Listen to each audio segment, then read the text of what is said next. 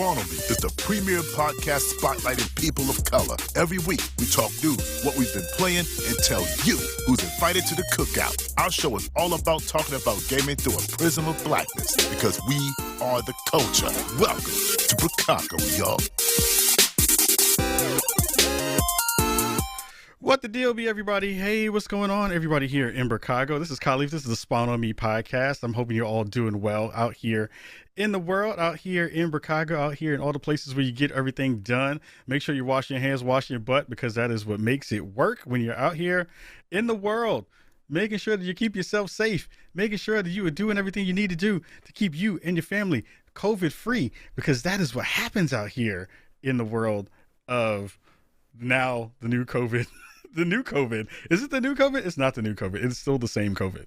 It is not COVID remix. It is not COVID the redux. It is not COVID the COVID 2 electric boogaloo. It is not that. It is all the same COVID. So please make sure you're keeping yourself safe and doing everything you need to do to make sure you're okay there. Again, if you had a chance to check out our show last week, we had a banger of a show. We had the folks over from Twitch hanging out with us, making sure that they were doing everything that they were supposed to do with their transparency report. So huge shout out to the VP of Trust and Safety, Angela Hessian, and to our friends over at DJ Wheat, who was our other guest for that week's show. It was a blast having them on. It was super fantastic to get a chance to talk to them and have them be a part of everything that we were doing. And to be, honestly, they trusted us with, having that conversation in a real way. And it was brilliant to be able to have all of that happen on our podcast. But this week we have a fantastic show, another banger, another fantastic guest rocking with us here in Brookago. Welcome to the show from one of my favorite podcasts on the planet, DLC. We have my man, my mellow Christian Spicer. How are you doing, Christian? I hope everything is good. What is the deal, Christian Spicer? What's good, fam? You in this intro, did everybody see that camera move? We all saw that camera move. Are you kidding? You got a little peek at your full setup with that. I mean, I've seen pictures, but that ultra wide, my goodness, my friend, like, just trying to do something a little different, make it a little bit different here in Brookago. I think that, one of the things that we tried to figure out during the last year was, when we kind of got the new studio up and running. I think the last time I was on the show, I was talking to you about that as being a new thing that was going to be happening. And now it's, it's still coming together in some of those good ways. So I'm happy about that for sure. But it is not about the studio. It is about having you on with us, having you come and rock with me. It has been far too long. We've talked about this for a long time of figuring out a way to make this happen and have you come through. So I am excited to have you here because, I love you. You have been one of my favorite people in this industry for a long time. You continue to bring so much good energy to the space, and you bring reasonableness to the DLC podcast in a way that Jeff and I does not. Oh no, come on. No, just one. Come on. You're not going to get Jeff and I in a, you and Paris rib cooking conflict. Like everybody knows Jeff is wrong about VR and I'm right about cloud gaming. Like everybody, you're not going to get us into some fight about that. Like these are facts. That my stance on cloud gaming is correct and Jeff's stance on VR is woefully inaccurate. And it's just what it is. It's fine. I get it. Also, I'm a vegetarian, so I think your ribs and Paris's ribs are awful. It's just they're both gross murder. Are you gonna come on the show and food shame me off the bat? No. Off the bat was a compliment on your gorgeous studio. Then it was food shaming. Then it's that's what happens. There's literal consequences for what I've done in this life to make it all happen. We're going to talk about that in a minute as well. But for the folks at home who haven't listened to your amazing podcasts, multiple ones that you've been running for a while. Of course, DLC is the one that I am most familiar with because I was a guest on there multiple times. I've been listening for a long time. Give the folks at home a little bit of all the stuff that you do, because you are multi-talented, multifaceted, and have been so for a long time. So give the folks at home a little bit of info about you. Yeah, I mean, in the gaming space, I guess it's mostly started, it was a while ago, but on Weekend Confirmed with Garnet Lee and that whole crew, it kind of spun off of One Up and the great shows that they were doing with John Davison and everybody there. And I got to be a regular guest on that, which was great. And then as that wound down, Jeff and I started up DLC on the 5x5 network, and that's been going since January 2014, which Wow. is wild. And we've been fortunate to have you on a number of times, a bunch of great guests. I really pride ourselves on the variety of guests that we have on the show, from, big folks in the gaming space or at studios, and to people that folks maybe don't know or haven't heard of, and trying to bring in different voices onto it as well, and people that don't just agree with Jeff and I, and and bring positivity to the space and kind of carve out that corner of the internet. And then aside from that, I've been a stand-up comedian. I released 2 albums. It feels weird to talk about yourself for too long, but 2 albums that did well. They charted on Billboard and iTunes, and then was fortunate to write for some TV, write for some stuff that didn't make it to TV, which if people know, that's where a lot of it goes, is it doesn't make it. And then wrote for some video games. It's been a lot of writing, and then a lot of stuff that's kind of, you know how it is. It's like you have your life, and then there's the life you talk about. But a lot of stand-up comedy, a lot of writing, and then now most recently, and it's, I mean, I've been sharing this with you for a bit. You've known about this. A lot of people haven't known about this, but this comic book Consequences that I launched on Kickstarter at the beginning of this month has been a couple of years in the making, and to see it and like to be able to talk about it, like, man, it's just a dream, dude. It's so nerve-wracking, but it's a dream. I mean, we've talked, it's kind of like when you started Spawn on Me and all the great stuff that you made and put out into the world. It's terrifying to put yourself out there in a way, especially in a way that people maybe don't know you for it. Like, people are like, this looks great. I didn't know you, right? And it's like, that's been my livelihood. That's what I do, actually. Yeah. Like, I know I don't talk about it on DLC a ton, but like, well, 1, thank you for supporting it, and 2, yeah, it's been a while.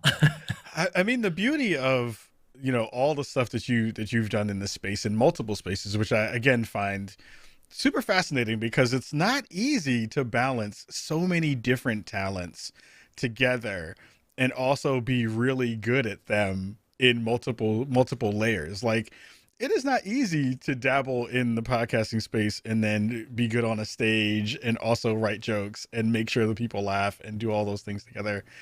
Like, I'm always curious about the kind of process, the creative process, when you're balancing between so many different things that do kind of touch together in the Venn diagram, but they also are very, very different in the kind of delivery of all those pieces of things, but also the end kind of result that you're looking for as well is very different in that kind of way. I'd love to hear your thoughts about that, because I find that fascinating, that you've been able to juggle all those things for so long and do it so well. Well, one, that's very kind. The insecurity whisper in my head is always like, the analogy I have is for it is like, I describe myself as the Mario of the world, where it's like, I'm not the strongest. I don't jump the highest. I don't withstand the most damage. Like, I can do a lot of things, but are any of them good? And it's like, stay up at late, question everything you've done in your life. You're a failure, like that pressure. But when I try to brush that aside, I think for me, the kind of through line is it's storytelling. It's narrative, and it's human connection. And that's the stuff that really gets me excited. And as you mentioned, I've been fortunate to be able to connect with people in different avenues, but it's that connection. And whether it's podcasting or on stage or in writing, it's finding a way to connect with people on a human level, and listen to them and engage with them, and reflect a story back that's interesting and compelling. And then the other part of your point, I think, is, we're all good at a bunch of things that scare other people. Like, I look at you and the hustle that you're doing with Spawn on Me, and I mean, I have the text receipts of like, how did you do that? That's so incredible. And you're like, oh, well, it's just, I said, I'm like, that's the most amazing thing. Or like, I remember when I was a kid in middle school and we moved and like a mover came in and put a refrigerator on his back and walked it out. And I'm just like, what the heck? And that's just what that, person does. Or like my dentist, she's incredible. And it's like, like everybody has their skills. And so it's easy to look at somebody else and go, how did you draw that? And it's like, it's time, effort, skill. I don't know. Yeah. I mean, it is one of those things where you wind up kind of poking at that stuff in your own life too, when you kind of, because it's hard, especially with everything that's been going on, to even have the moments of introspection and sit there and kind of think about, what, not even in the existential sense of just like, what does my life mean and what am I doing with it and stuff and blah. Like we're not gonna do a review of Soul right now, but it's like one of those things where good movie though. Good movie though. My wife was crying yesterday and I laughed at her, and I didn't. That's not true. I didn't laugh. I wasn't laughing at her. I was laughing at the fact that anyway. That's definitely terrible. Anyway, all of a sudden, all of your power gets unplugged. Like, so, oh no, what happened? Talking Who's shit crying now? Talking shit, right? Fuck you and your podcast. But it's one of those things where, the time when you do get to kind of sit and you think about all the new skills that you've amassed over the years, and thinking about all the new tools in your toolbox that you wind up getting. I don't think a lot of times we take that kind of time to think about that in a broader way, and think about that in a like, oh shit, I do get to pat myself on the back for learning how to do that thing. I know you produced the show over at DLC and you've been doing that, and I love the way that you kind of broadened that out and grown that. Like, that's a skill you didn't have maybe 2 or 3 years ago, right? You're like, I now know how to stream a show well, get all those things together and do all that kind of stuff. Do you feel like you're kind of constantly still looking to add new tools in the space because of, you being a writer, and also, the job of a comedian is to be a lens to kind of see and report back the world in a funny way? Like, you're learning, and are you becoming more curious the older you're kind of getting to figure that stuff out? Or do you feel like you're leaning in onto some stuff, and then like some other stuff you're just like, I'll leave that alone because that's a lot of stuff I have to deal with? I mean, I'm sure there is some of that. I really do enjoy, how do I phrase this? Like pushing myself to be uncomfortable. Sometimes I think when people realize something like, oh, you just started doing that, like for instance, this comic book or whatever. And it's like, well, this is the first one you're seeing. There's others that haven't come out yet. There was a thing that was supposed to happen at New York Comic Con a couple of years ago that didn't happen. And it's like, oh, Rainn Wilson, you just got discovered on The Office. No. Classically trained actor, Shakespeare tour, like, it's like, but they just find you at Kinko's, FedEx off. It's like, no.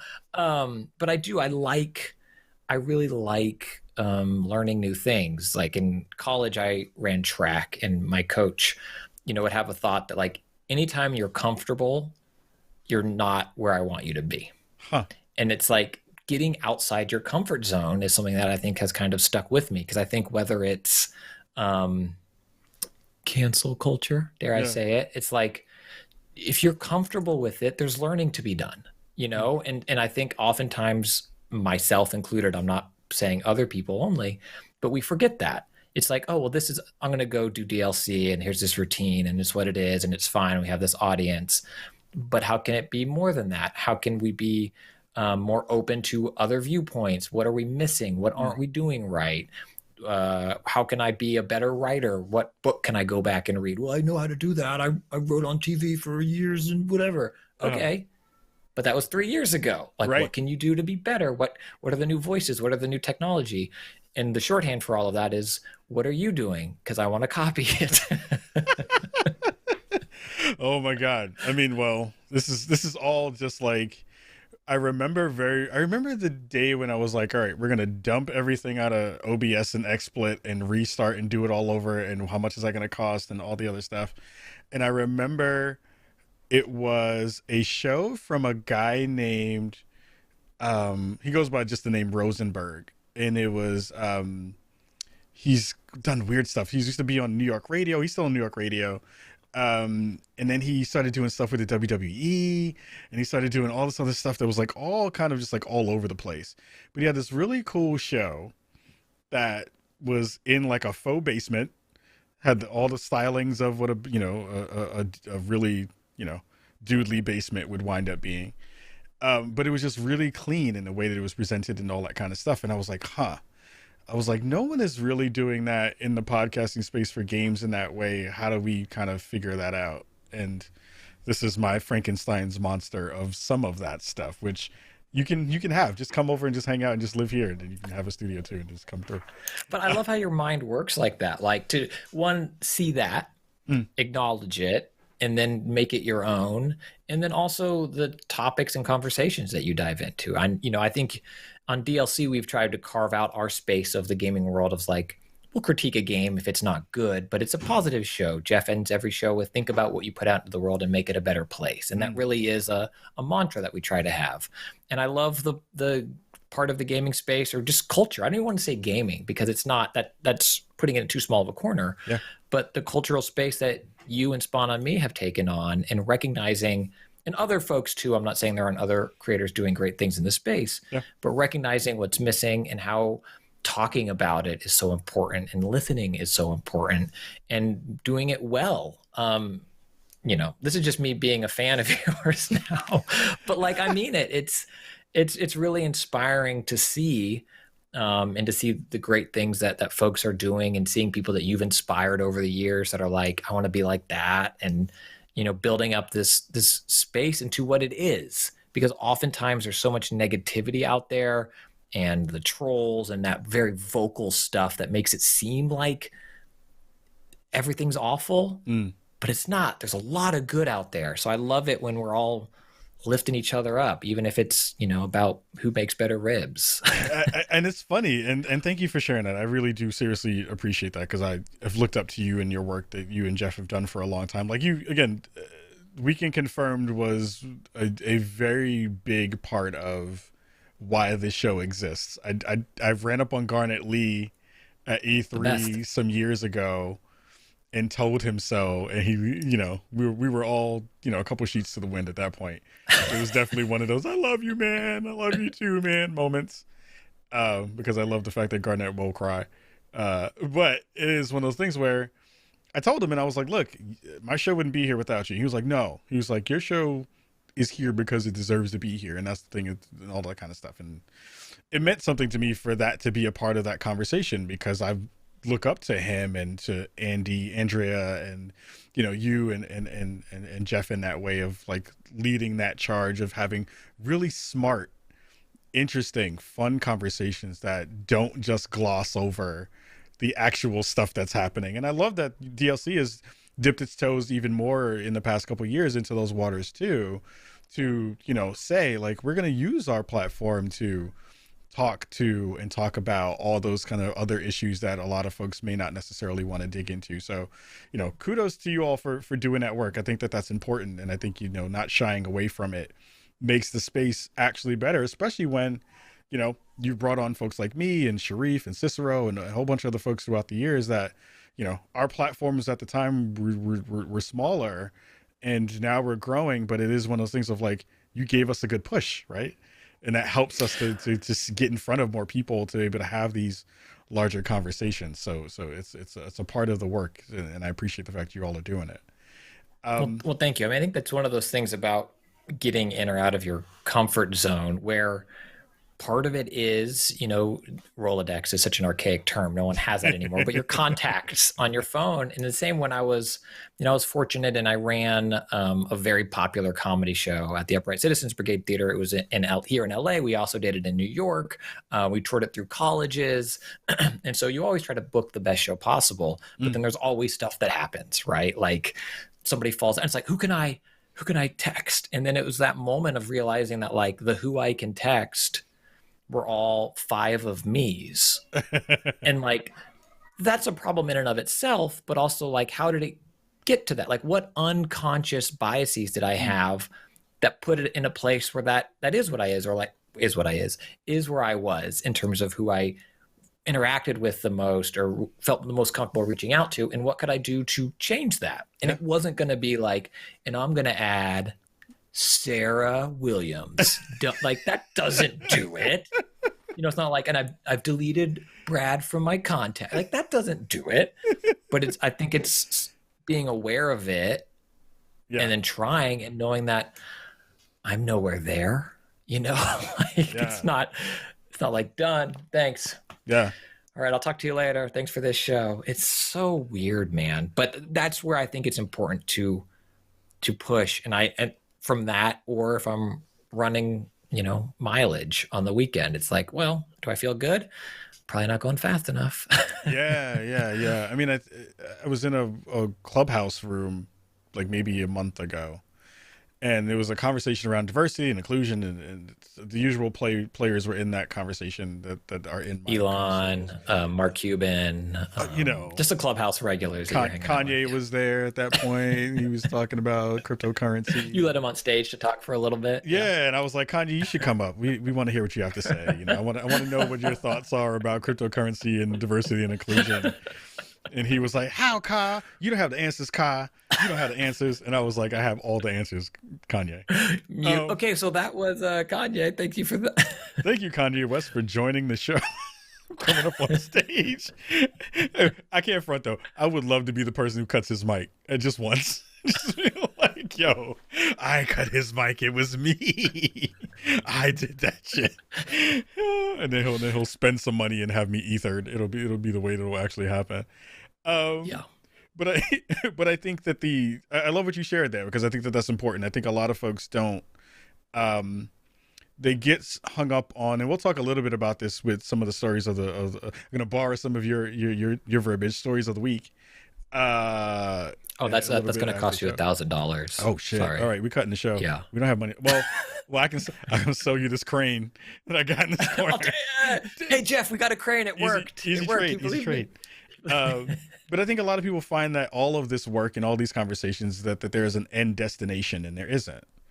There just isn't an end destination. You're constantly learning, and if you have, you know, folks who are in the space who can give grace, then I feel like we can all grow and get to bigger and better places in that space. I do want to get into grace when it comes to your new Kickstarter, because I got a chance to check out some of it early. And there wasn't a lot of grace in there yet, but there were a bunch of consequences that happened for some players in the space. And I'm blown away by, again, and so happy, because I wish I had pulled up the video of you finding out that it got funded, because that was brilliant and beautiful, and I love that. But give the folks at home a little bit of info about your Kickstarter for your new comic book and the new series that you're trying to put out. Yeah, thanks. So it's called Consequences. You can find it. I have a link on my website, which is just christianspicer.com, or it's pinned on my Twitter as well, which is @Spicer. There's Kara, and it is about Kara Diol, who is, she would argue, an ex-mercenary. The people coming after her would argue very much still in the game. But it's, for me, the story that I wanted to tell, and where this first book starts and tells is, I was fortunate and I got to work with a great team, and I hosted the official The Last of Us podcast with Sony, Naughty Dog, and the folks at Spoke Media. And so if you know me, you know I'm a huge fan of that franchise. And what draws me to it in a lot of ways is are the morally gray characters. Spoiler, no one's really good in that universe. No one's really bad. They're people making decisions. And I love stuff like that. I love storytelling like that.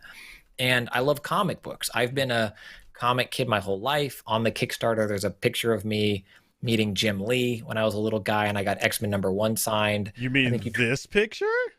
That one? That's Jim Lee. There's me. I bought that shirt that's hanging. I got it signed. I still have it. I love comics. And I love them as a visual medium. And growing up with those 90s X-Men and Wolverine and Batman, with what Jim Lee was drawing at DC and then Marvel and then later Image and Todd McFarlane, and that, the visual, the fights, the cinematic nature of it, I thought was unparalleled. And now we're at a point where people are still doing great books. Berserker is awesome from Boom, and it's Keanu Reeves' book, and it's violent and action packed. Yeah.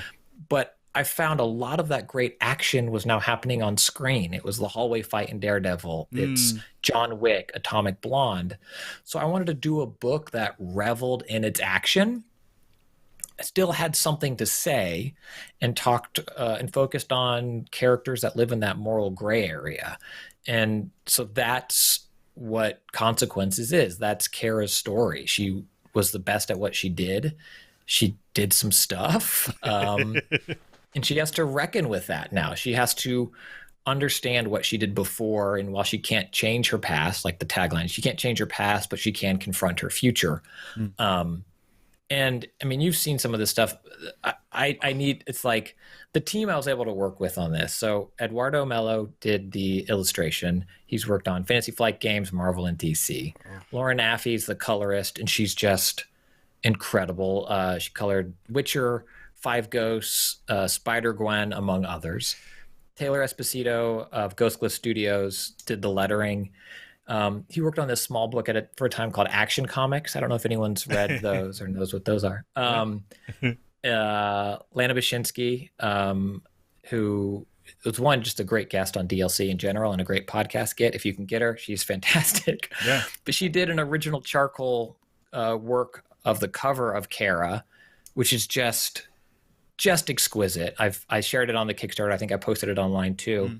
And then Corey Schmitz, I think I gave you that little sizzle last week because we both love Corey so much, did the logo and design work. And Corey, I love you so much, man. I own all of your stuff. It is just Control, Valorant, a game no one likes as anyone's heard of, Ghost of Tsushima, Analog.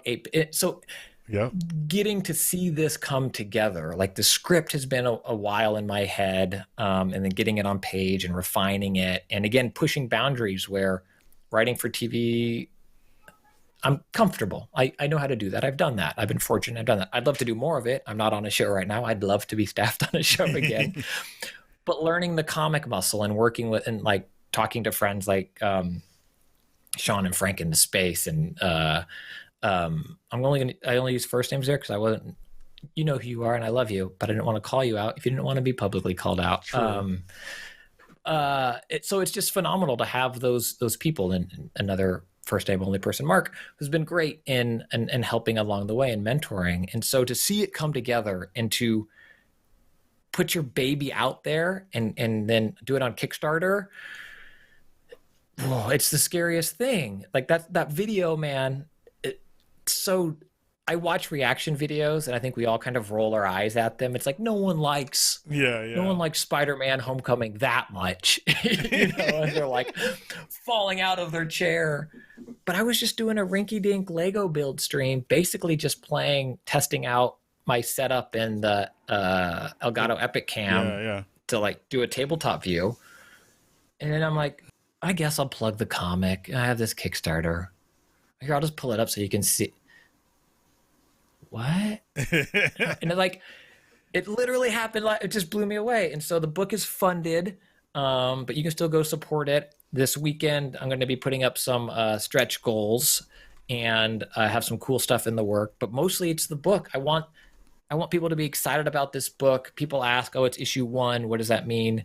It's 30 pages. It tells a complete narrative arc, but much like John Wick or The Matrix 1, there's clearly more story to tell, or even The Last of Us Part 1. The Last of Us Part 1 didn't end with Joel turning around and going, and that's the end. It's like, there's more, but if we never got Part 2, right, you still have that contained story. So that's what Consequences is, and it just mean the world to me if people checked it out. Support it if you love it, but just check it out, man. Give it a shot. I think it will connect with a lot of people. What I love about what you're doing is, again, you're getting to stretch your legs, your creative legs again in this other avenue that I know you care about so much, which is what makes it so cool to be able to see. One, you go all out and do it. Two, you get the folks who you wanted to have make it happen and them say yes. And three, like, it is hard to get a thing funded. it's not easy. There are a lot of Kickstarters that don't make it. And Well, it's just Go ahead. it's just scary. And I was gonna say, it's like when you started to like, Spawn on Me, it's like it's a thing that you're very passionate about, you believe in, you think needs to exist in the world.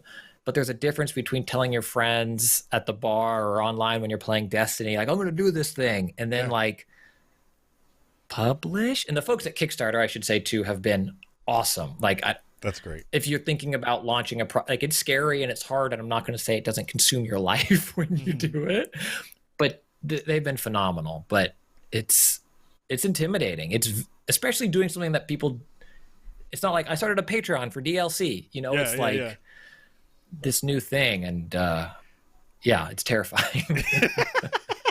But it's great. Like, I love the fact that you will have, because it's funded, at least you will have the initial batch of stuff out in the world, and you can say, yo, I had a thing in my head, it is now going to be a real thing out in the world. And that to me is just so beautiful, because I know so many folks who are always trying to figure out how to get that thing out of their head into a real space.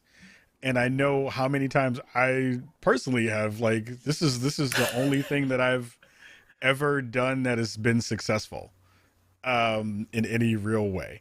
And I know what that means to be like, shit, I don't know if it's going to work. I don't know if we're going to get there. So I'm so happy to see that it got funded, and that you're going to get all the stuff together, and that you've already gotten, like, I can't say anything about what I've seen, but shit, it is good. It is so Thank good. you. Like, I thank you for blessing me with the ability to see it. And for the folks at home who are listening, you know, here on Twitch, you know, we have, you know, put exclamation Spicer in the chat, and you'll get a link to the Kickstarter, so you can go support it. For the folks who are at home listening on in podcast land, like, this is a fun project. I know for you, but I am excited for people to go through it and actually, like, see how you're connecting these characters. I am usually not a person who gets hyped for stuff like that, but I was like, yo, I want more of this as soon as I was finished checking the initial parts out. And it just really, like, gives me this ability to say, like, oh, I like what you're doing with this world, and I can't wait to see what's coming next, which is fantastic. That means a lot. That was prior to launching the Kickstarter, the scariest part was like sharing it, like sharing the creative vision, where it's like, hey, Lana, do you want to do this cover? I'll send you the pages. You're probably going to hate them. You don't want to do it. Don't worry about it. Like, you're sending the email, like, after, don't even worry about it. Yeah. Corey, it's a joke. You know, and like people being like, no, I like this. It sounds good. And being like, yeah, okay, cool. The good news is, though, I will tell you this, in case you think the universe doesn't work, as all of this was coming together. Yeah. I mean, I got taken down a peg. I'm gonna be very vague, but like, I was going for this gig, and I really thought I had it. Like, I pictured like the hoodie in my closet kind of thing. Oh yeah. And then I was like, this is gonna, man, I got this Kickstarter, I got this other thing, everything's. And then they were like, hey, your Kickstarter launched today. That other thing, nope. And I was like, all right, universe, you win. Yep. I am even keel. Time to get some ice cream. I will drown my sorrows in some butter pecan ice cream. Butter pecan. Nothing that ice cream and HBO Max can't take care of, you know? I mean, I would show you what is on my table right now that is looking like a cerveza, but I can't because they're not paying me. That was how my day went. That's why you need one of these. You need a beautiful, you can support a charity. Like a little cozy. You know, so I got my St. Jude cup. Smart. And then you got whatever's in it, you know? Yeah. That's what I'm like. Vodka by Intel. Yeah. How many cores is that? How many meetings were in that bottle? There was a lot of meetings in that bottle. So you have everything funded. The first set of kind of deliverables are going to get met. I know you're still working on stretch goals and getting those things together. When you're thinking about not only kind of the beginning parts of this part of the project where you're, you know, continuing and finishing up the story, having everything kind of drawn and figured out, like, I know it's a little bit too early to kind of think about next steps because they're not there yet, but, you know, what's the thing that you're most excited for when you're kind of like across the finish line, once that final date has been done and then all the money that's going to come in is going to come in, what's the kind of like best thing you're waiting for after that? So right now I'm only shipping physical in the US because I've heard nightmares of shipping and delivering product. I'm looking into change. International shipping is expensive. I don't know. It's very expensive. So I don't want to say just people getting the physical book so I'll just say people getting it and reading it. Again, very nerve wracking. I'm sure someone will be like, that was it? Or like, dumb. But I'm so excited for it. I'm so excited for it to go into the world. And so when I say when people get their hands on it, whether on their screen or iPad or holding the actual, the printed book, I just want people to kind of look at every panel and take it in and hopefully connect with Kara's story the way I did. And that's why I do it, as cheesy as it sounds. Like, it's to put this story into the world, to put her story into the world and have it connect with people and hopefully have them still think about it when they're done. Like, yeah, this is going to go on the shelf. There's something interesting happening here. There's something for me to continue to think about with this piece and then reflect on it a year later. Same is true of stand-up. Like, I love when someone will text me out of the blue something off my album and be like, that happened to me today, still thinking about it. And it's like, good, there's something bigger there than just that moment. It does feel like we're still, like, especially with the world and the way it is right now with COVID and kind of this like, I don't know what time is anymore part of the conversation. Like I don't even know what that is. Like, somebody was like, oh, you have a meeting tomorrow, and I was like, yeah. You're like, Thursday? Yeah, like that's like 2 days from now. They were like, no, Ka, that's tomorrow.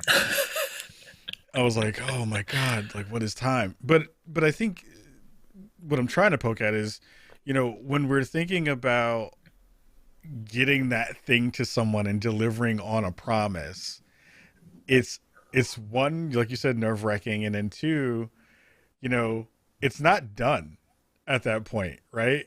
You're still kind of like thinking about and second guessing and trying to figure out like what you can do better and thinking about the sequel to all that kind of stuff of whatever you're going to want to be working on. Is that part more nerve-wracking, or is that part like more invigorating to kind of be like, well, look, we knocked one thing out of the park and we got that thing done, like here's the second part of what we want to do that's coming up? Yeah, I think that's more exciting than nerve-wracking. It's like I believe in this story, and I can say like the pages are done. The cover I just shared, just with backers only. I'm sure I'll share it publicly because I love it. So the pieces are coming together. The deluxe edition has some extra, like some pencils and work in progress stuff. So I'm spending time really getting that together so it feels like that nice director's commentary type, steel book material that you'd get. But working on the other things I think is super exciting because I would love to keep telling her story. I have the next 3 issues mapped out. They're not scripted yet, but like plotted. I know where, I know where she goes and where she grows, and the idea that people would want more of it and be supportive of more of it is super exciting, as are the other projects that, can hopefully come out and come to light because of this. I think the first one is the scariest. It's like your first time on stage, your first podcast, the first time you use your crane for a show intro. It was like terrible because it didn't work. Does it work? Nope. Nope. But yeah, I'm super excited. I'm super excited for folks to connect with it and then keep building on it. I love that stuff. It's so exciting. Yeah. I'm again, I am so happy that you got this funded. I'm so happy that the community rallied around and jumped on this in a way that feels like it's, giving you the props and the love that you deserve. I think that is always a great thing to see friends of friends of friends and friends win. Like, I love that part. And that makes me super, super happy. But I'm, again, just like so hyped for you that you're going to be able to get this thing out into the world. I know when you texted me and you were like, Ka, I don't know. And I was like, what are you talking about? I was like, everything you touch is great. Like, what are you talking about? What do you mean? And you were like, Ka, I don't know. I was like, you got this, fam. You can do this. And I'm blown away by what you've written, and very, very excited for everything that's coming after that. We're going to take a quick break. We're going to go get some water in my Intel vodka glass. And we're going to come back and we're going to talk a little bit about news of the week. We're going to talk a little bit about a couple of things that we've been checking out and playing. And then we'll get up out of here for episode 378 of the Spawn on Me podcast. So we'll be back, everybody, here in podcast land. We'll be back in a minute on Twitch land. Hang on to your hats. Go wash your hands. Go wash your butt again. Do it, man. We'll figure it out. We'll see y'all in 2 minutes.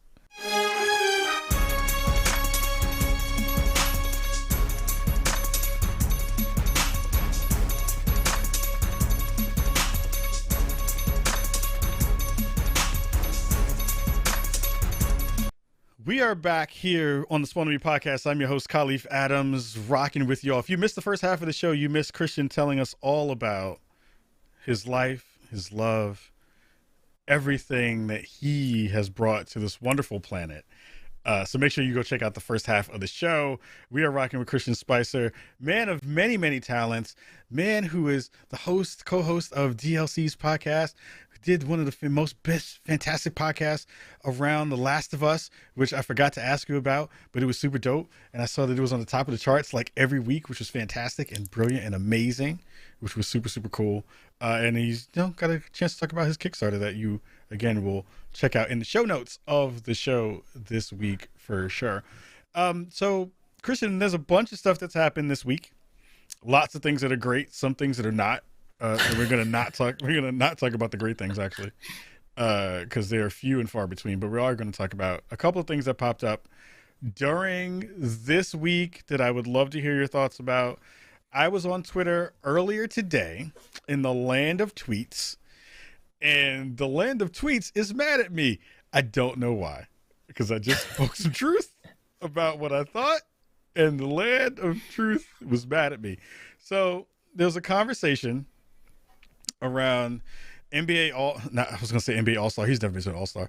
An NBA player, Meyers Leonard, who on a stream a little bit earlier, I think in this week or a little bit last week, it happened during last week, he said an anti-Semitic slur on his stream.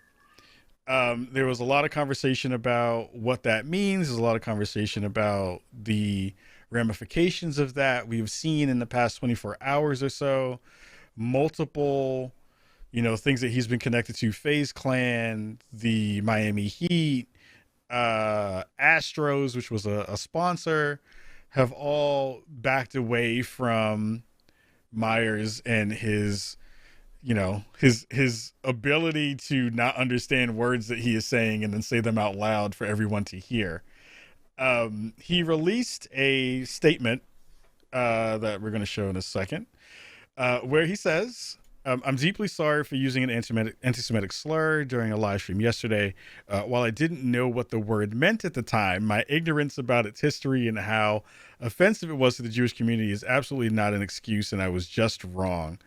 It says, I'm now more aware of the meaning, and I'm more committed to properly speaking out for people I can educate about this kind of hate and how we can help to fight that. I acknowledge my own mistake, and there is no running from this and all this other gobbledygook that he said. Anyway, he put up a whole bunch of other conversations in that he wanted to share.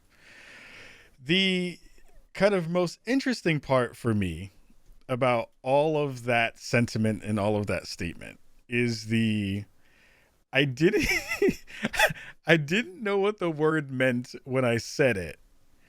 Part of the equation when saying a extremely prevalent anti-Semitic slur during a game of Call of Duty.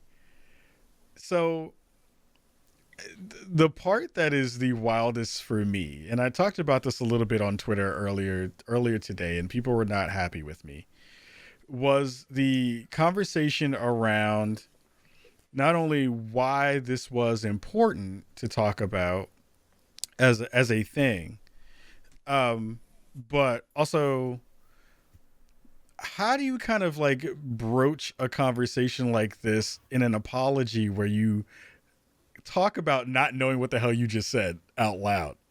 How is that a thing that people feel like, I have done this work, I am in this space, I'm a professional athlete, and I am still going to say a thing and not know what it means and expect people to give me grace for that kind of conversation? I'm curious if you've kind of caught up on this whole conversation from where it's kind of landed.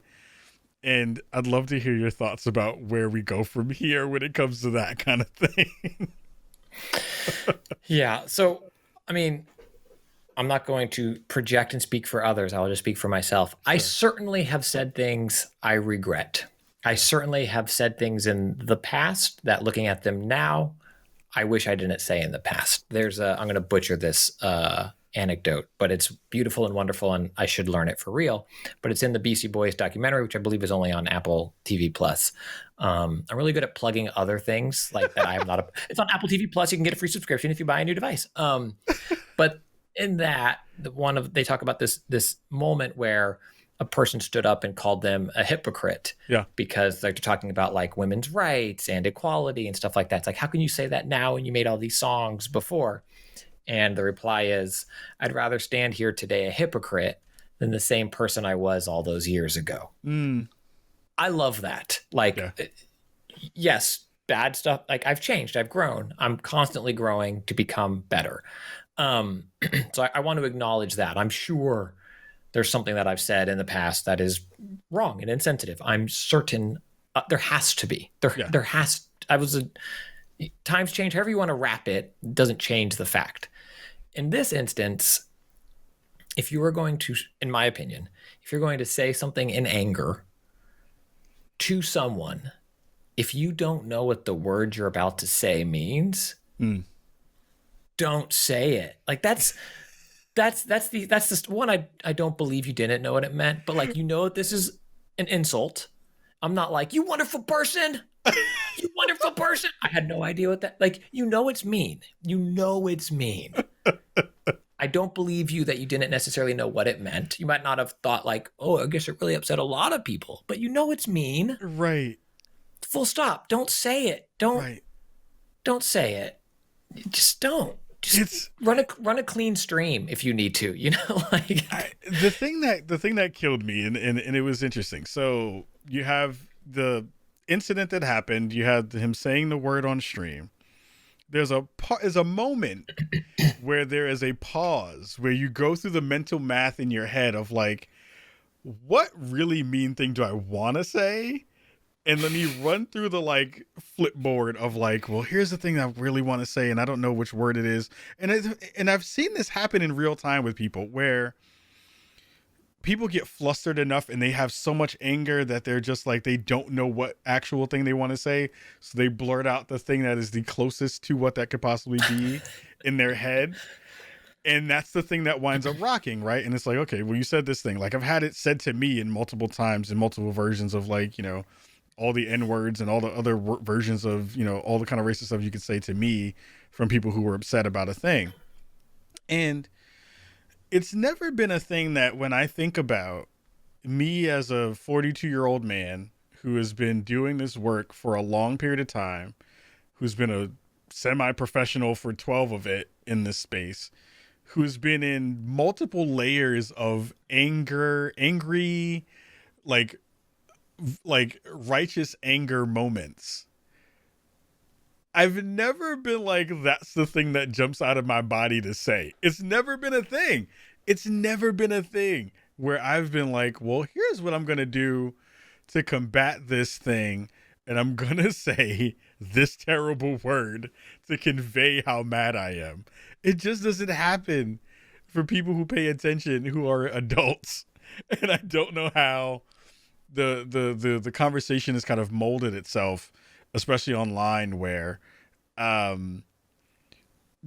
was a picture of him that I tweeted out that was like during the bubble games where I'm sorry, around the time that George Floyd had passed away or was murdered, and his teammates are kneeling and he's kind of standing there with his hand over his heart saluting the flag, and it was a conversation where his teammates, and he kind of figured out, what the angle was for him. And he talked about it pretty openly. He was like, my brother is a veteran, and I feel like he, I want to pay homage to him and do all that kind of stuff.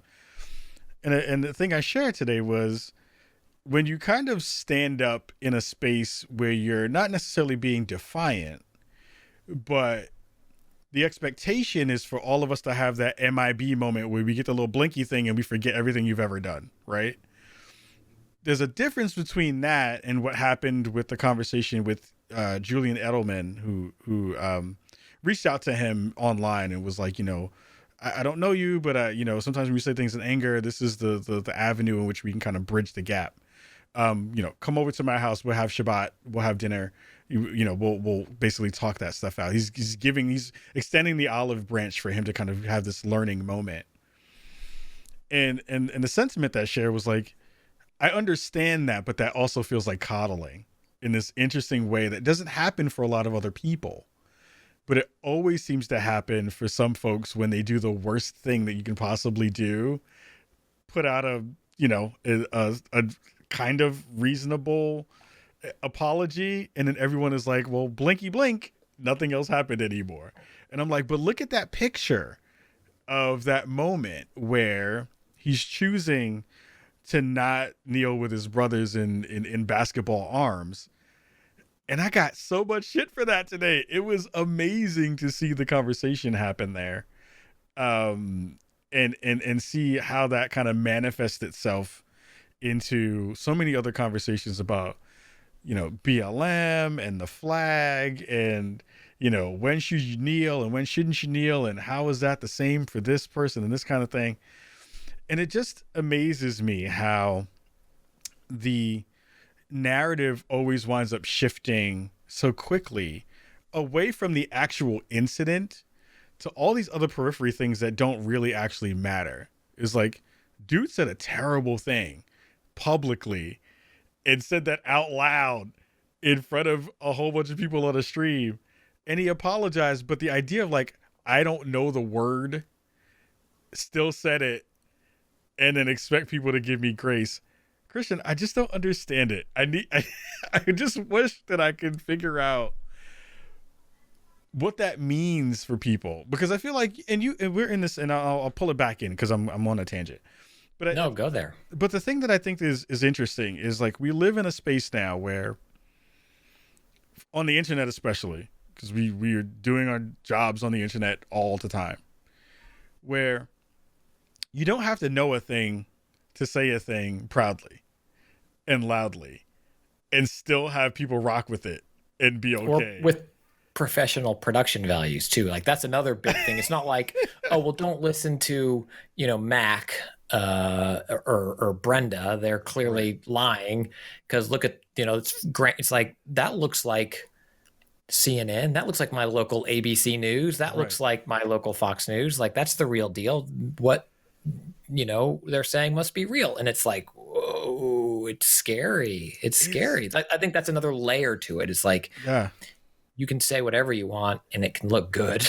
Yeah. I mean, besides deep fakes and all that kind of stuff, that's another part of the conversation. But I'm often, and I wasn't mad today. Like, usually when I have these conversations with people on the internet, and I engage in a way that isn't mean. I try not to be mean. Because I don't think that me adding meanness to the conversation adds anything actually to the actual full conversation, even though people were extremely mean to me today. Internet.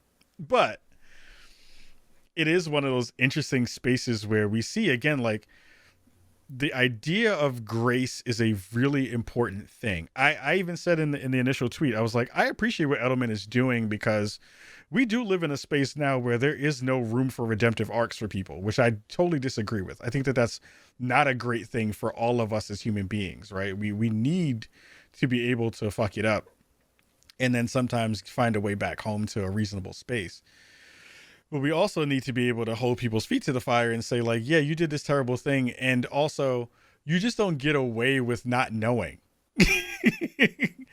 Like, that to me is the wildest take of all of that apology. Some of the stuff, the responses I've gotten online about, like, somebody was like, well, when did you ever hear that word? I heard that word for the first time today. I was like, I'm don't blame me for living around other human beings and taking in their cultures and understanding what their fears are. Like, but also then don't say it.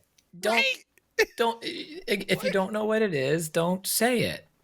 I don't know. I don't know. Can I ask you? Yeah. May I ask you a question? Please.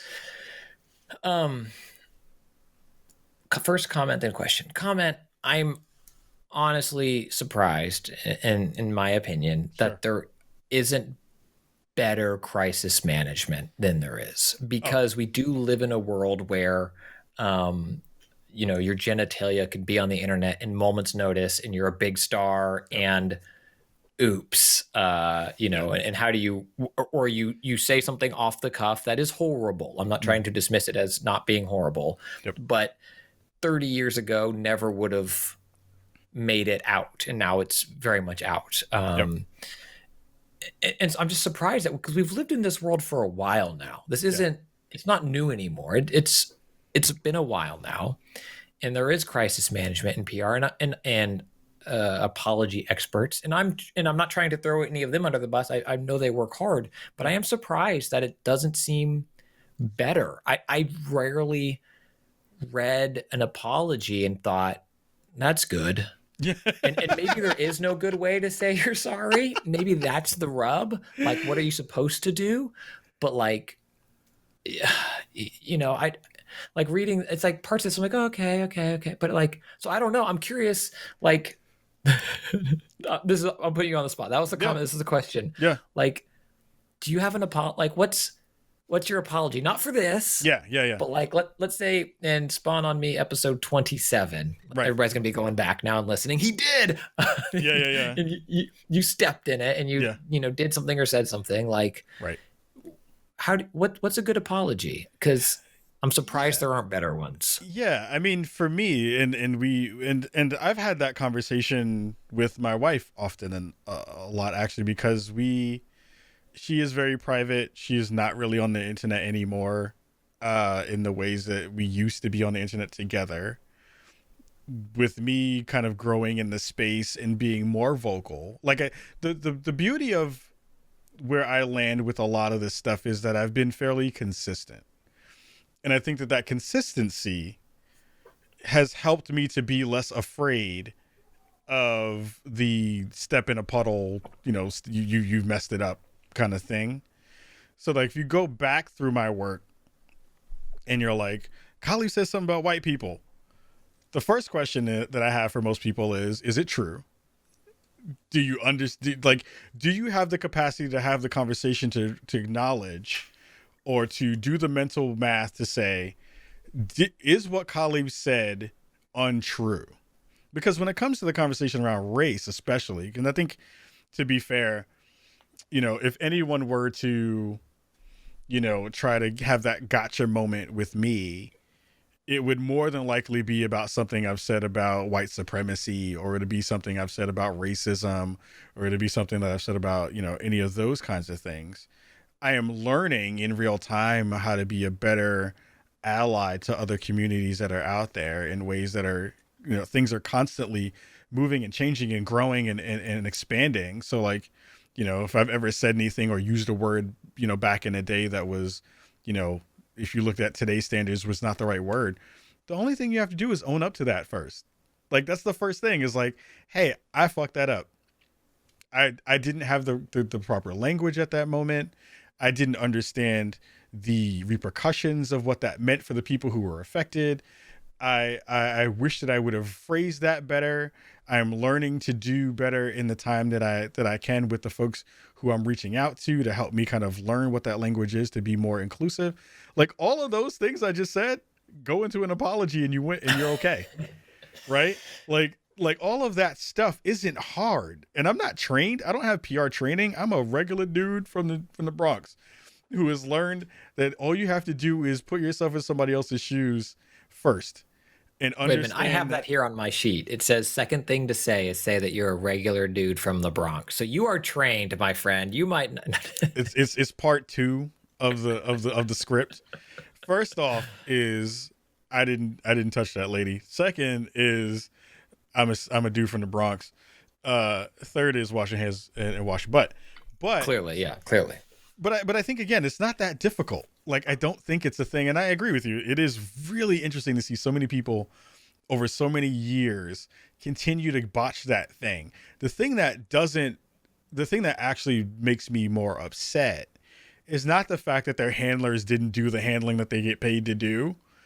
It's the fact that the community will self-select into this way where they literally don't have the capacity to understand why the thing was wrong, and then kind of diffuse it into all these other things that, again, move away from the actual subject matter at hand, which I think is a weird thing about stan culture. It's a weird thing about,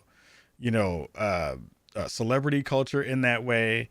But yeah, if like people were to call me out for a thing, the first thing you do is you apologize for it in an actual way that acknowledges what you did was wrong.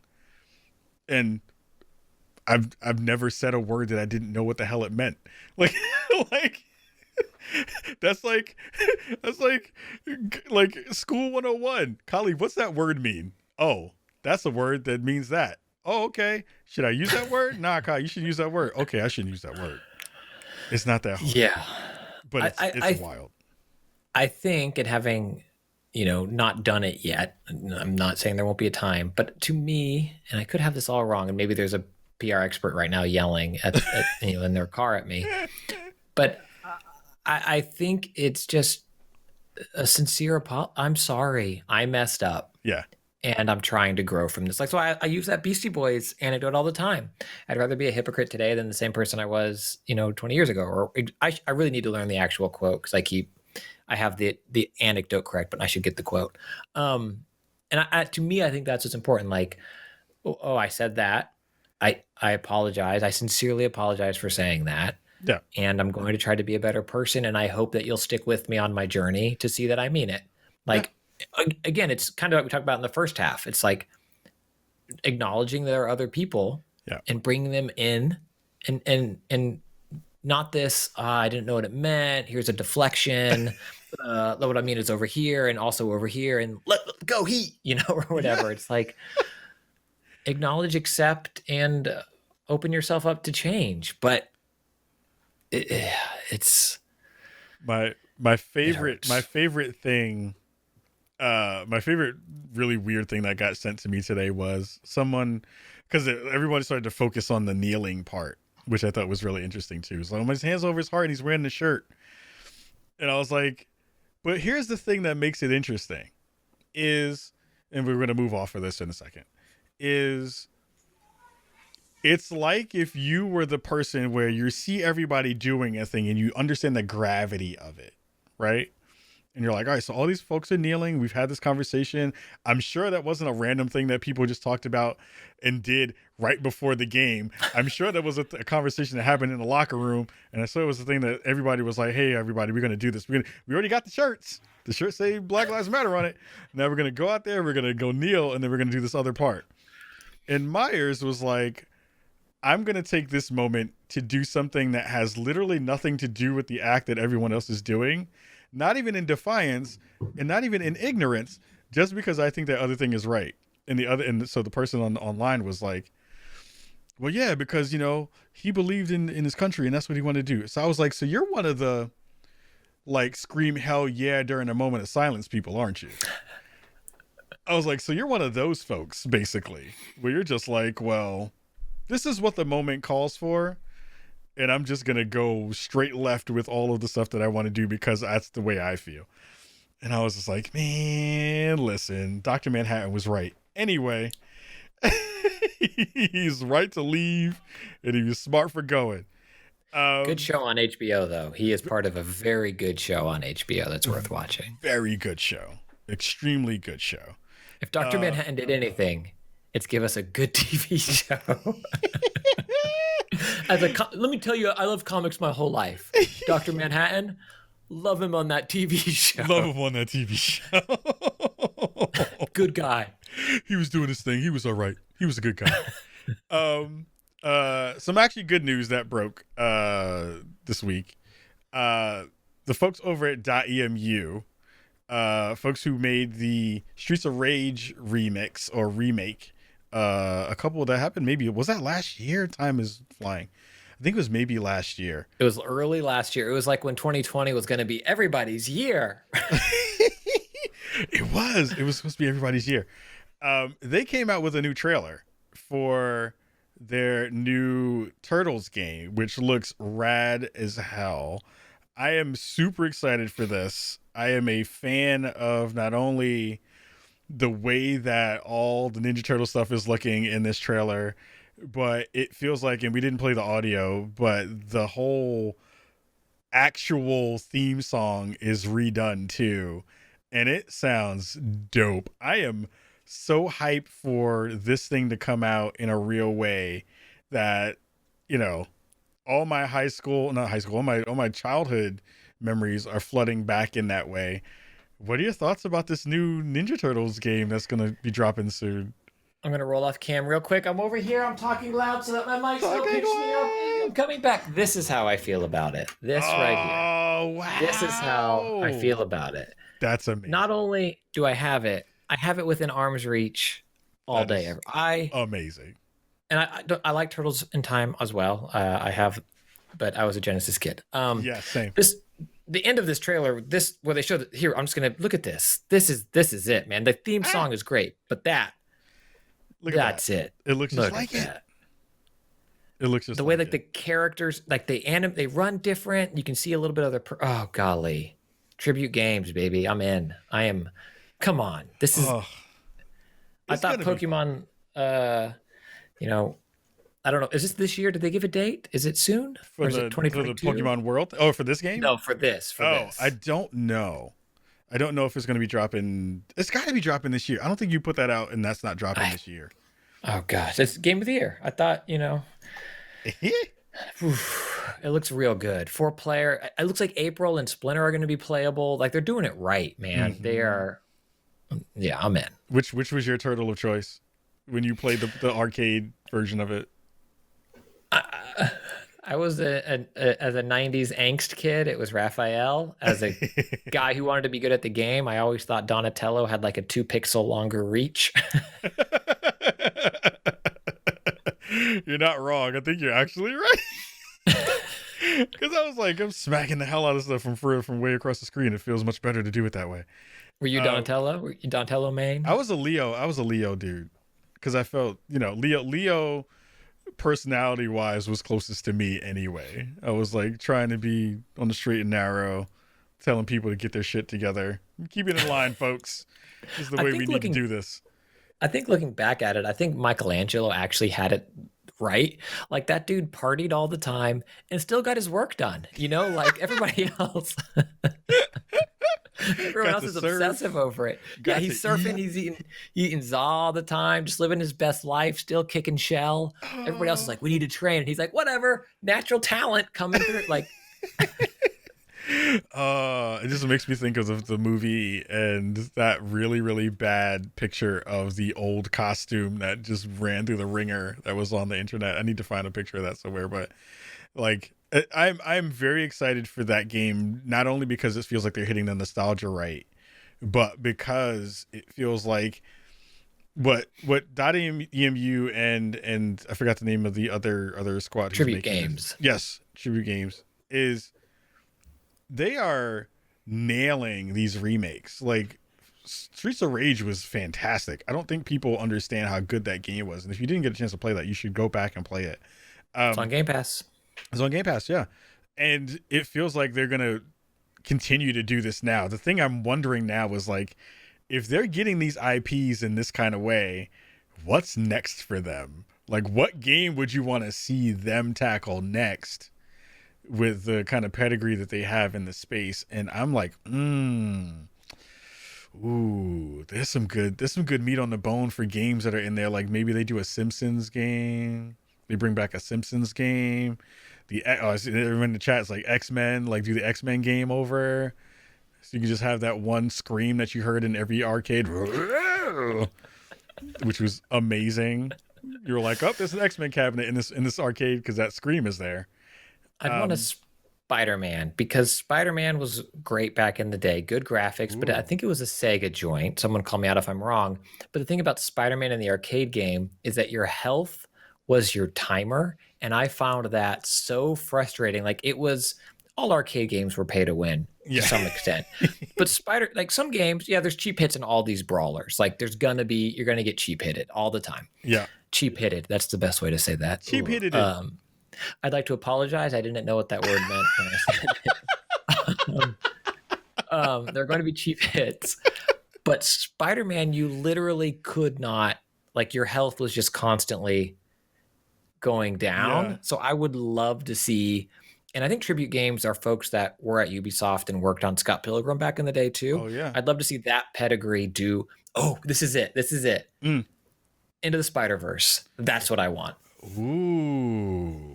I want to Into the Spider-Verse side-scroller brawler like that. Give me Spider-Gwen all day, every day. With the kind of 2.5 frame thingy that they do? Yes. That's what I want. That 2.5 frame animation, like the mode in the movie and the mode in the Insomniac game. That's it. We can tweet at some people to make that happen. We know some Marvel Disney folks. We know some folks. I want that, and I also want a new Captain Commando game. Which was one of my favorite eat all my money at the arcade games. That and the Grid from Midway, which was a weird offshoot game that was. I don't know it. It was kind of like the Running Man movie, but in video game form. I'm gonna Google. I'm muting while my keyboard clacks. Yeah, no worries. You're good. But I love that. I love that game. That game was super fun. And it was like ate all my money when I was in there. The Captain Commando, the Grid, and then also the Captain America Avengers game, which was super good too. Oh, you mean? Don't you do it? Don't you do it? You mean this one? Oh yes, it was so good. Captain America the Avengers game is so good.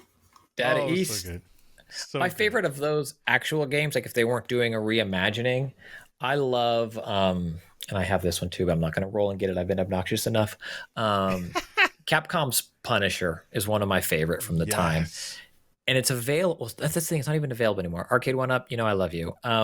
Yes. They did a cabinet that was Marvel vs. Capcom 2 that also included the Punisher. Mm-hmm. That cabinet's no longer available. And I didn't cop it when I had the chance because I kept waiting for like the Capcom Brawler cabinet. Right. Like don't get me wrong, I like Marvel vs. Capcom 2. I love that game, but I've got my Dreamcast and I go back and I play it there. Yeah. So I didn't want to cop the cab that had that art all over it. But that arcade port of Punisher I think it came out on the Capcom Fight Stick big plug-in thing that they released. Yeah. And it's on that Arcade 1-Up cabinet. And I love the Genesis game, but I want that. And I'm not talking about like the MAME emulator. I'm talking about like I want I want that. I love that game. Nick Fury, Punisher. It's so good. That game is super good. I remember that very, very fondly actually. Because that and the RoboCop arcade game was super good too. The sounds on that were so good. They nailed all the kind of art style. Anyway, it was so good. Welcome to We Are Old on Spawn. Team Old on Spawn on Me this week. Knowing damn well that half the kids in the audience are like, "What? What do you mean?" The other game that has been pretty brilliant, and has been eating up literally all of my time for the past 2 days, has been Loop Hero. And Loop Hero is by far my game of the year right now. It is the thing that I think about the most. It is a thing that when I'm trying to figure out ways to spend time, I'm trying to figure out ways to play this in a better and more efficient way. And it is freaking brilliant. Have you played any Loop Hero yet?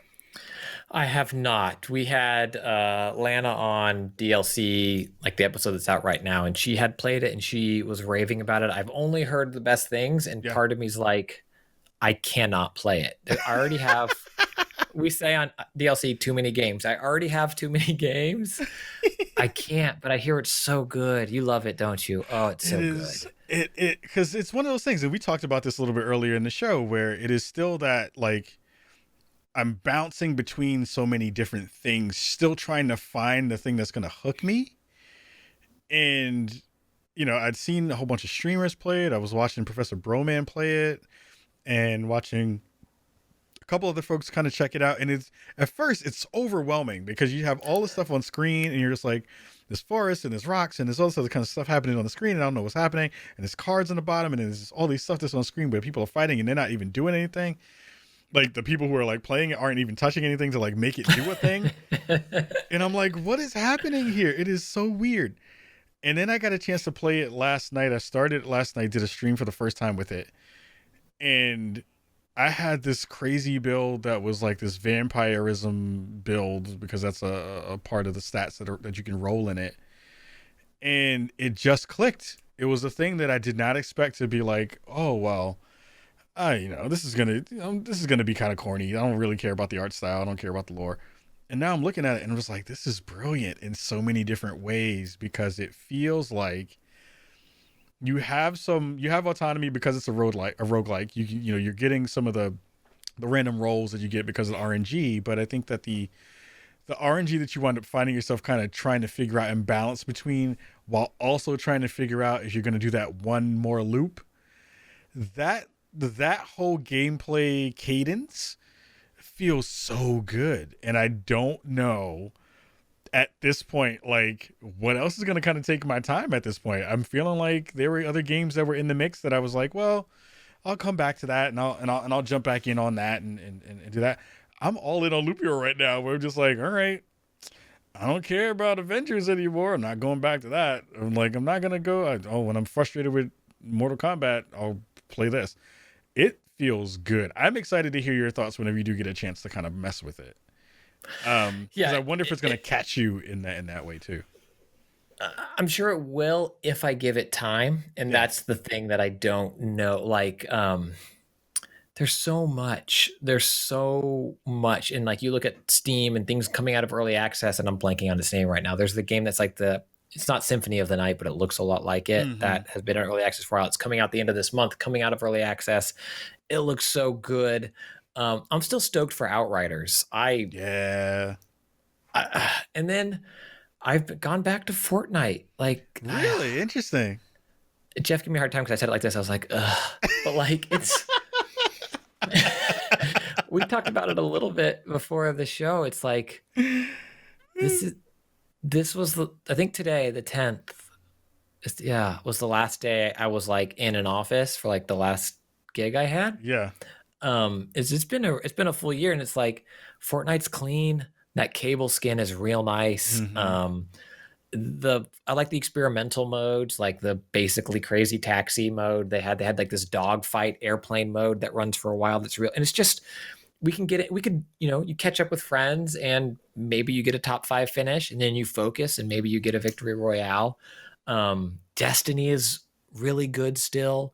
I know you're on that Division still. That game is real good. Mm-hmm. And then I saw you tweeting about, and I'm staying away because I just can't, but is the Watch Dogs stuff good? Because that stuff looks awesome. I'm dying to find people to play in that thing. So I did a preview event, and there's kind of 2 real modes in there that people need to pay attention to. One is the Spider Bot kind of, not battle royale, but Spider Bot multiplayer. Which at first I was like, this is a really stupid gimmick. Why are you putting this thing? Spider bots are the worst part of this game. Why are you doing anything with this?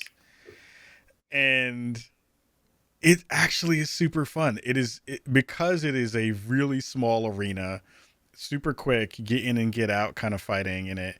And the power-ups are the thing that makes that game actually really interesting and fun, is getting a chance to mess around with that. Those actually feel really, really good within the combat scenarios that you wind up finding yourself in. The other part of that, which is kind of these,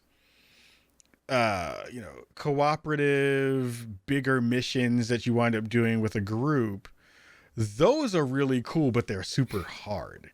So it feels like you have to do that thing with people that you, understand how they actually do things in real life. It's like, you don't want the people who are just like, I'm just going to wander over here and do my own thing. Like, you need people who are going to focus and like pay attention and like can follow a plan. But that's the part that I actually want to dig into more, because I think that mode is actually pretty cool. The one thing that I don't know, and I don't even know if I would, when I interviewed those folks, if I asked them that, was what's the end goal for that thing? It's not like you get I don't think you get like an extra skin. You know, you're still kind of doing the same recruitment parts that you would do in a normal game.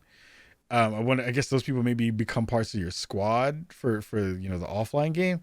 I just don't remember what the actual like post you've done it, you finished it hook is that's supposed to make people come back. So I definitely want to dig into that, and you know, if you want to jump on and get some of that in, I'm down to get some of that in as well. I think that's super fun. I can't. To answer chat, the Symphony of the Night, it's Record of Lodos, War, Deedlit, and Wonder Labyrinth, which was announced in 2019. It's like an old anime, I believe. Maybe it was a manga first. Or I don't know the meaning of that word. That's going to be my new thing. I'm going to use that for the rest of the year. Let's say some real ratchet shit and was like, I don't know what that word meant. Forgive me. Well, I'm going to use it for everything. Hey, you know, did you start the dishwasher? I'm sorry. I don't know the meaning of that word. I said yes, but clearly I didn't. But it's Record of Lodos War. Oh, Record of Lodos War. Okay. Then I had the hyphen wrong. Record of Lodos War, Deedlit, and Wonder Labyrinth. Definitely, and it's on Steam Early Access. Okay, now that we're here, and I apologize, I'm a rambler. I love it. I love it. Do you think, are any of those GTA 5 Halo tattoos, has anyone done an expo? Like the official The Last of Us podcast, hit, love it. Shout out to everybody that I worked on. Shout it out. Also, there's a pitch for a follow-up that, like, if anyone's listening that wants to greenlight it already, we've pitched it and it looks great, so let's make it. Please do it. But the one I want to do is, Jeff Keighley, what are you doing? Can we get a Final 48 on, are those tattoos real? Are any of those tattoos real? Is that Halo release date real? I need to know. Did it ever get confirmed? I mean, who knows at this point? Like, I feel like I love Jeff. Like, Jeff is a good dude.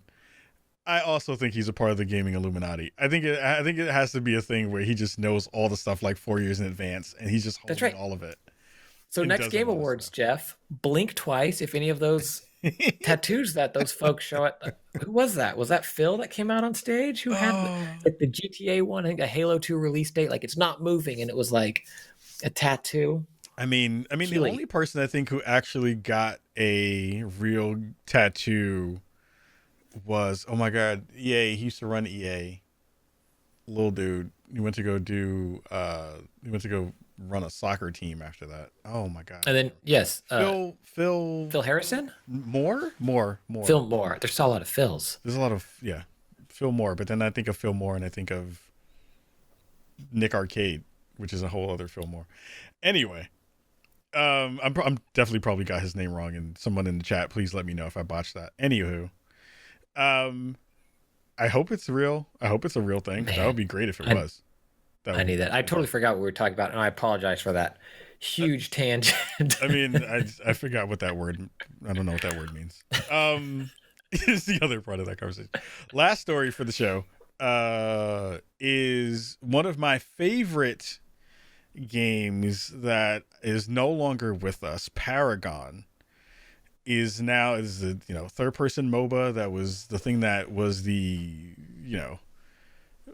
bane and love of my existence for about a year from Epic Games, is now coming back in some form, hopefully soon. Oh yeah. It's hopefully coming back soon from the folks from Omida Studios. They got a 2.2 million bunch of seed funding for their game Predecessor, which I had a chance to play in alpha, and it feels like Paragon in all the best ways that you remembered it feeling like. So I'm actually pretty excited. It is the thing that myself and your former co-host of Weekend Confirmed, Andrew Renee, spent a ridiculous amount of time playing, and I'm hoping it's going to come back. I think they have a pretty interesting team. Some folks who are big in the community originally are now heading up some of the development. They're now building out good kind of pipelines to making sure that they are kind of true to what that game was going to be, but also adding their own flavor to it, which is something that was sorely needed. And it's wild to see them, have this upstart from the thing that Epic dumped and was like, here's all the assets, do what you want. And then they got seeding from them and also from some other folks as well to kind of build the game that Epic didn't want to make anymore, which is super weird in terms of all that stuff. But it is one of your shoot for the stars, put your dreams out there and make it happen and you can get a thing done. So excited for that to be in the space, hopefully very, very soon. The other last part of that I wanted to dig into was if there are any folks who are still big into the Paragon space, I actually want to talk to you because I'm curious about if you want to go back into this. Because I feel like that's a conversation I've seen a lot of people talk about of like, oh, if that game came back, I'd be up on it and I would totally be down if we'll play it. But I also feel like once a thing is gone and has kind of died, it doesn't come back in a real way unless it was an actual full remake of it. So I'm curious to see if there's going to be an actual audience for that game in that way. And since we're talking about things that we didn't get a chance to play or did get a chance to play, what were your thoughts about Back for Blood really quick before we get out of here? Because I was curious about that. I didn't know if I heard you talk about that a lot, but what were your thoughts about Back for Blood? It felt too much like Left 4 Dead for me. I was like, oh yeah. And then I just kind of felt like I had played it and experienced it all already. And I think they were adding new things like the cards and kind of the roles, so to speak, before each go. But it felt so familiar that I do think it kind of fit to what you're talking about there of like, oh, I love that game. They should make another one. Yeah. And then I was playing and I was like, I've played hundreds of hours of this. Like I want another one that pushes the genre forward a little bit more. And I don't know if this game does. That said, and I hate saying this, I realize what I'm saying. I'd be fascinated if there was a type of game like that could support what I would call a good free-to-play model. Free-to-play often is a toxic word, I think, especially in the mobile space. But there are a lot of great Fortnite, great Call of Duty Warzone, super fun. Rocket League, what a game. So many, and there are many, many more. But free to play still has that stigma, I think rightfully so. Yeah. Broadly speaking. But who was it? Is that Remedy? Some of the folks at Remedy were talking about trying to make a PvE game a forever game. And like the challenges of that. I wish I had the quote in front of me, but I'm stumbling into this anecdote. The challenges of that are always like the content churn versus PvP. The content churn is like, I'm better than you. Like right. It's competitive and PvE is harder to do that. But I do wish, I don't know. Did you play it? Back 4 Blood to me just felt so samey. I wasn't blown away by it. It landed in a time where I was, this sounds like when I was back in college and I was trying weed for the first time and I was looking for something different and I needed it and I found it. And it spoke to me. It felt like, I agree, there is a lot of sameness to it. I do agree there, but it did feel like the thing that I was hoping to see them implement and talk about is the kind of, every time you jump back in, it's different. That part of it, I did experience some of that, which I think was actually pretty fun and brilliant because it did keep you on your toes in a way that I didn't expect. But I feel like in a game like that, you need more variation in enemies to make that feel better. And the big bads are kind of the same 3 big bads that we had in a lot of different games. It's like, it felt like a little bit of State of Decay, a little bit of Left 4 Dead, with a little bit of, every other kind of big monster you have that's in a game like that, a little bit of Mr. X. So I'm hoping that they can expand on that. I do love the visual languages that they've kind of implemented in that game, but those things feel good. But I do feel like you need a little bit more for that game to kind of be what it's supposed to be. Outriders right now, like you said, is the game that I'm thinking about in that way of like, this is new. This feels fresh. This feels like I'm going to be able to jump into this thing and play around for a long period of time. And I'll get that loot lust that I've always kind of wanted to dig into. So we'll see. I think it's going to be an interesting time for when that game drops and where it lands in the kind of fuller ecospace. That's not a word. Ecosystem. But we'll see what it's going to wind up being in a bigger way. Time has flown. It has been. I swear it's like we just started the show, even and now it's like almost 2 hours later. I am a huge fan of everything you do. I want to thank you so much for being here tonight. It sat through technical difficulties, through not knowing words and saying them anyway. And no, it's not. No, that's not what happened. No, it's just fine. But seriously, Christian, I love you, fam. You continue to make me happy with all the work you do. You continue to put out amazingly smart and good and thoughtful vibes into this world, and I really do appreciate that. And I'm again really excited for you with everything you're going to be doing with Consequences and the comic book and everything else you're going to be putting out. So again, thank you so much for your time tonight, and thank you so much for all the stuff that you do. Give the folks at home a little bit of love and plug all your cool stuff that you're working on. Yeah, well, one, thank you. I love you, and I'm such a fan of yours. And like this show's okay. No, and what you do. It is truly a treat to be here, and we love having you on DLC. They're always such incredible episodes. So thank you for this, and thank you for letting me sit here and crash and go the weird places we went talking about game executive tattoos. The easiest way is probably I'm on Twitter at Spicer, SPICER. I have a newsletter that you can find at tinyletter.com/Christian Spicer. It's called Let's Chat Games. I'm working on the new one. I do about 2 a month. So I'm not spam. Don't worry. It's not spamming your inbox, but I found I wanted a place to write a little longer about games and things that maybe I'm going to do one about game executive tattoos. The one I'm working on right now is about game anniversaries and what they mean and what they can mean. So that's at tinyletter.com/Christian Spicer. And then I have this Kickstarter for this comic book called Consequences, which you can find pinned on my Twitter or on Kickstarter if you search for it, or on my website, christianspicer.com, whatever's easiest for you. And then with Jeff Kanata, I co-host DLC on the 5x5 network. You can find it at 5x5.tv/DLC or wherever you get your podcasts. And if you've played The Last of Us Part 1 or Part 2, you can go listen to the official The Last of Us podcast.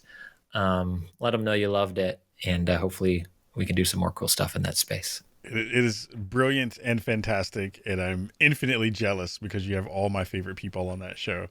So dude, it is. Everyone on that show needs to do that. I've told you this, like Neil, Ashley, what are we doing? Let's get on Spawn on Me. Let's make it happen. If you want to do the collab show and have everybody come through, I will. Well, I just want to listen.